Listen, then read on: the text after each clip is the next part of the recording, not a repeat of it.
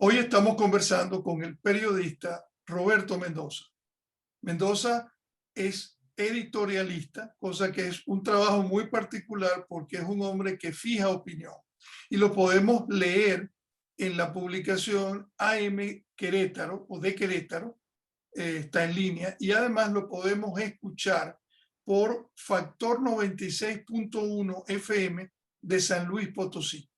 Roberto, bienvenido y muy agradecido de que nos ayude a entender el significado de lo que van a ser las elecciones mexicanas del 6 de junio.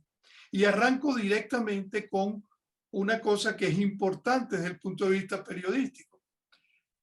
Al día de hoy se reporta que desde septiembre a la fecha han sido asesinados 88 personas entre políticos y candidatos, y que de esos 83 personas hay 34 que son candidatos en estas elecciones del 6 de junio. Pero mucho más, puliendo más el lápiz, el 29 de esas 34 personas son los propios candidatos a alcaldía, regidurías y sindicaturas en distintos niveles, es decir, que son candidatos locales.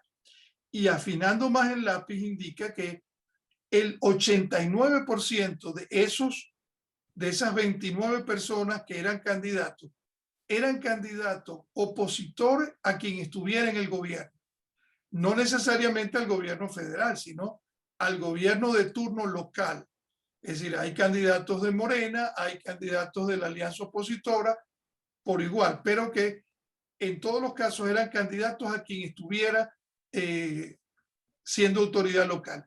¿Qué sucede con esos asesinatos? Esto, ¿cómo podemos entender lo que pasa en México con los aspirantes a cargos de elección popular? Y quisiera decirte primero que sí hay una violencia, digamos, desatada en el país, pero hay que identificar una cosa muy importante. En diversos medios se manifiesta que es el crimen organizado el que está matando o eh, poniendo la violencia. Esto tiene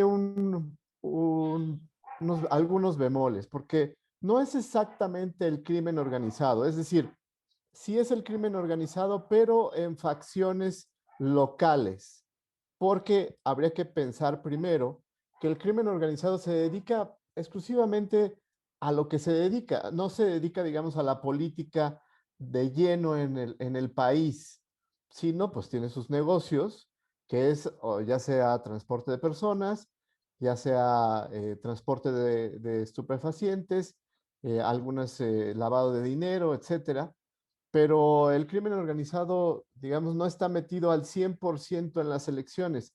Sí están metidos diversos, como tú bien señalaste, en diversos lugares en donde hay una autoridad y esta autoridad está, digamos, coludida los, eh, eh, con el crimen organizado. Y entonces es ahí en donde a través de los sicarios del crimen organizado, estas personas amenazan a los candidatos que están en contra de ellos, ya sea porque van mejor en las encuestas o son más carismáticos o tienen mejor arrastre políticamente. Y entonces, a través de los sicarios del crimen organizado, los amedrentan o los matan, ¿no? Entonces, no es una cuestión de que, digamos, un cártel en específico quiera apoderarse de la política mexicana, sino que en lugares muy focalizados, sobre todo en lugares en donde hay tránsito del crimen organizado, pues, digamos, algunos alcaldes, algunos diputados locales, algunos diputados incluso federales, que buscan ahora la reelección, porque hay que pensar que en México sí hay reelección de diputados federales y locales y de presidentes municipales en algunos estados. Entonces, estas autoridades, entre comillas, pues utilizan las fuerzas del narcotráfico para amedrentar y matar a sus oponentes. Entonces, habría que sí diferenciar muy claramente que no es exactamente el cártel en su conjunto el que está buscando, digamos, el poder político en México, sino sus representantes o los representantes que han ayudado los miembros del crimen organizado para que sea más fácil el trasiego de sus mercancías y estos a su vez pues no quieren verse, digamos, tocados para su beneficio, ¿no? Y por eso es que están matando a algunos candidatos. No es una cuestión, digamos, que haya permeado a nivel federal, es decir, no hay candidatos a nivel federal en las gubernaturas, que son 15 las que se van a elegir en México, en donde haya, digamos, amenazas del crimen organizado, ¿no? Ni tampoco entre diputados federales, ¿no? Sino es una cosa muy localizada, ¿no? Por ejemplo, en Guanajuato, que es donde acaban de matar a la candidata de Moroleón, pues sí hay una gran pelea entre facciones del crimen organizado en el estado, ¿no? No es, digamos, en todo el estado, sino en pequeñas partes como Moroleón o Celaya, que sí son focos de gran tensión violenta en el estado. Ahora, Alguna situación, porque estamos en presencia de una especie de, como tú dices, conchupancia, una vieja relación entre crimen organizado y algunas autoridades locales, y que de alguna manera estas fuerzas del mal están ayudando a defender el territorio de que los ayuda a ellos. Ahora, exacto. ¿hay algún estado o algún, digamos, alguna situación particular en algún municipio, alguna autoridad local que a ti te preocupe de manera particular? Pues en el país hay varios focos que son preocupantes, sobre todo porque, digamos, afectan la economía nacional. Está el caso de Michoacán. eh, Separan, por ejemplo, los trenes que van de la costa hacia el interior del país y entonces, pues muchas mercancías se pierden o es más fácil que las roben. Entonces, digamos, hay focos importantes. También está Guerrero, está por supuesto Guanajuato, que es un paso entre el centro del país y el norte del país. Entonces, esos lugares, pues, habría que tomarlos en cuenta, sobre todo para el tipo de delito que se está cometiendo. Por ejemplo, en Guanajuato no solamente está el crimen organizado a través de los estupefacientes, sino también del huachicoleo, es decir, del robo de gasolina y otros combustibles. Y en Michoacán, pues no solamente es igual el cuestión de las drogas, sino también algunos productos muy importantes como el aguacate, ¿no? El aguacate está completamente o prácticamente completamente cooptado por el crimen, ¿no? Incluso el crimen, pues, impone los precios, igual que imponía, por ejemplo, el precio del limón en Guerrero y en Michoacán, ¿no? Que son colindantes. Y entonces, pues, tenemos un aguacate, por ejemplo, que en el país cuesta 80 pesos, que son como $3, $4, ¿no? Es un producto muy caro el kilo de aguacate y sin embargo, si tú lo vas a comprar allá, pues obviamente es más barato, ¿no? Pero el transporte e incluso la manera en la que el crimen organizado dice qué sí y qué no, y qué cantidad sí y qué cantidad no se va a vender, pues es lo que hace que aumente el precio, ¿no? Fíjate, Roberto, tú acabas de decir que te hubiese gustado, es decir, o estás haciendo una crítica a cómo López Obrador abordó el tema de los asesinatos a políticos. Lo primero que te pregunto es, ¿qué esperabas tú o qué esperarías tú que el presidente de la República Mexicana hubiese dicho en una circunstancia como esta? Y lo otro es, ¿hasta qué punto estas elecciones pueden significar para él un momento importante en su presidencia y de alguna manera él tiene que minimizar esos hechos? Bueno, yo lo que esperaría es no tanto lo que dijera, sino los hechos, ¿no? O sea, las acciones. Mucho se ha comentado desde el inicio de las campañas políticas que habría que poner más seguridad a todos los candidatos y pues esto no se ha logrado, ¿no? Tenemos una Guardia Nacional que no ha terminado de cumplir con su trabajo, ni siquiera se ha logrado, digamos, completar las fuerzas de la Guardia Nacional y el ejército pues está ocupado también en la construcción de grandes obras como el Aeropuerto Internacional de Felipe Ángeles y el Tren Maya y la refinería de Dos Bocas. Y entonces creo que muchas de las fuerzas que deberían de estar, digamos, combatiendo el crimen, pues están haciendo otras cosas, ¿no? Y por lo tanto, pues hace falta gente que vaya y ayude a la seguridad en estas elecciones, ¿no? Yo esperaría que el presidente pues tomara en serio esto, pero pues ya la próxima semana se acaban las campañas y ya no pasó, ¿no? O sea, el presidente no lo tomó en cuenta. Ahora, con respecto a la segunda pregunta que me haces, pues estas elecciones son mayormente un referéndum de cómo está, digamos, el gobierno de Andrés Manuel López Obrador, ¿no?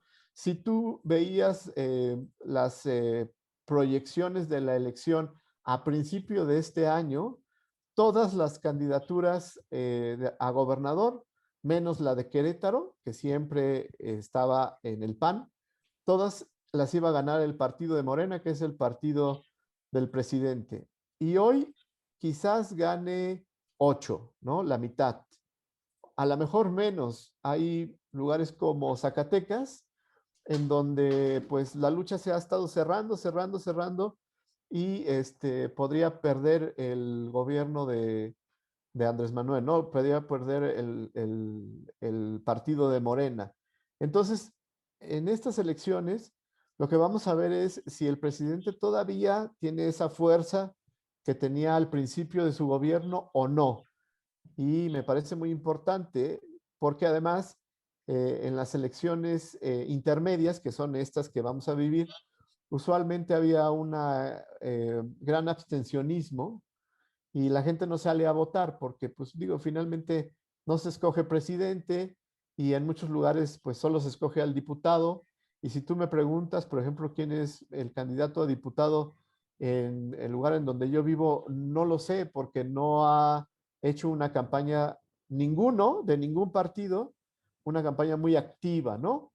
Sino que están esperando que los otros candidatos, que haya una inercia en la votación y tú simplemente, si estás en contra del gobierno de Andrés Manuel, pues no votes por Morena y votes por otro partido. Entonces, digamos, no se ha hecho bien el trabajo tampoco político en muchos lugares, como por ejemplo en donde yo estoy viviendo, ¿no? Que es una parte de la Ciudad de México.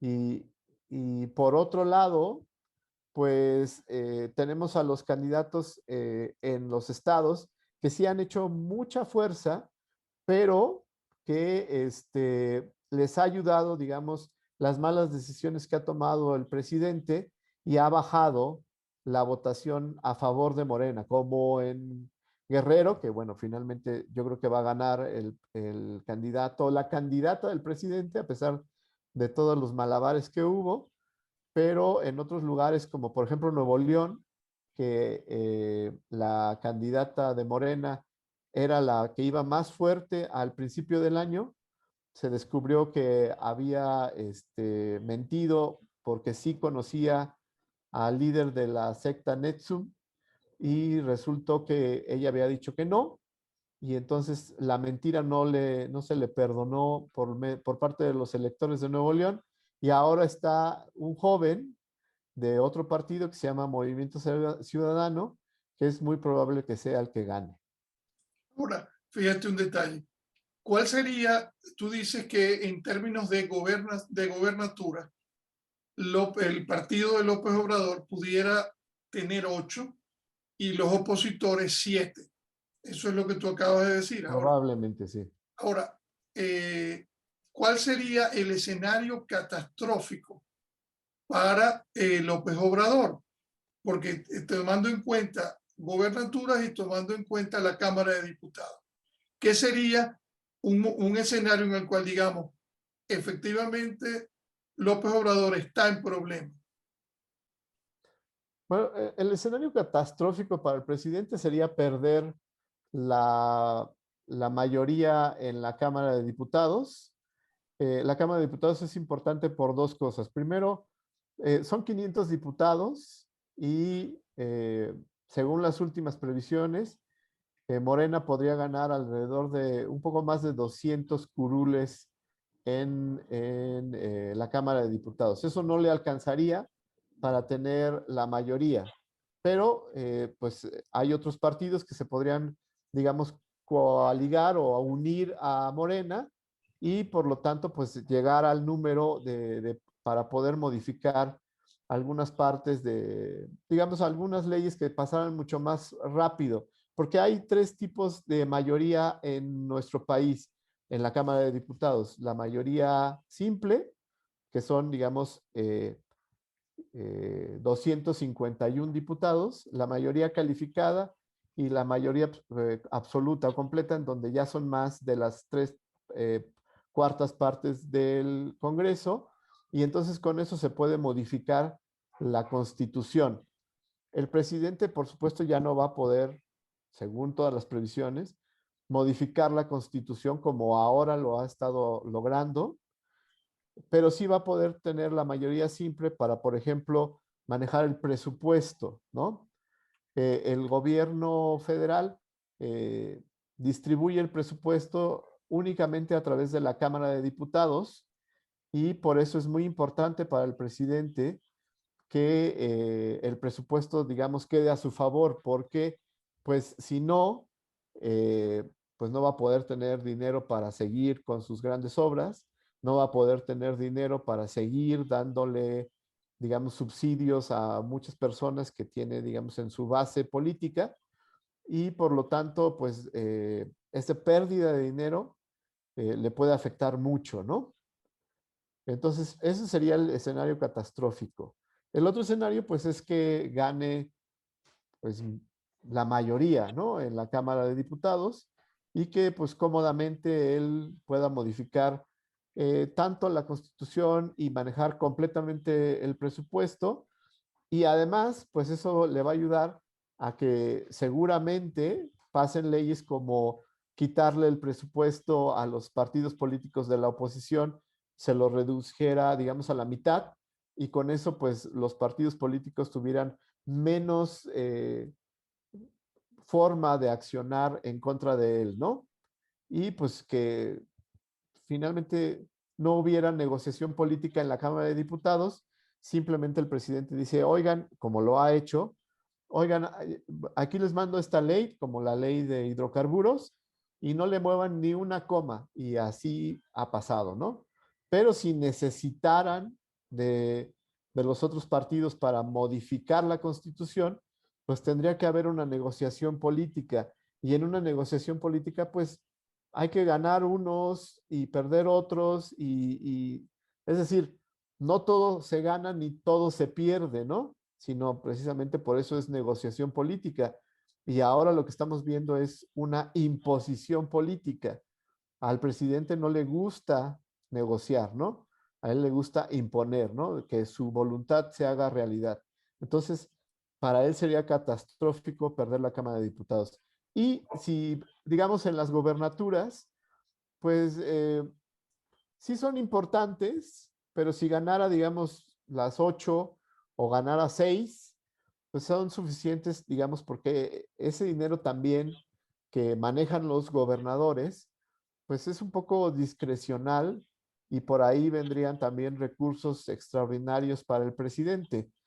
Eh, pero la verdad es que los recursos más importantes son los que están en la Cámara de Diputados. Estaríamos entonces en presencia de que ya sería casi imposible que el presidente tuviera mayoría en la Cámara como para modificar la Constitución y el poder reelegirse.